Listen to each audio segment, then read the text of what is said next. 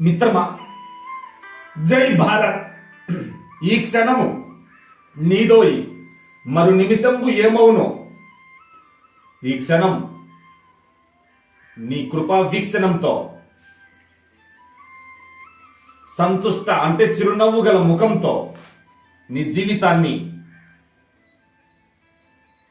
వ్యవహారం అద్భుతంగా నడిపించు.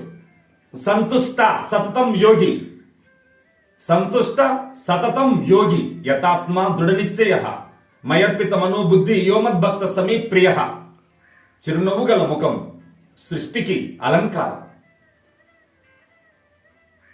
బిడ్డ చీకు చంట, పుసిగారే కంట, చీముగారే పంట,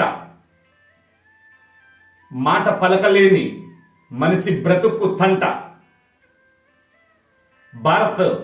భారతీయ సాంస్కృతిక కార్యక్రమానికి భగవద్గీత మకుటం లేని మహారాజు.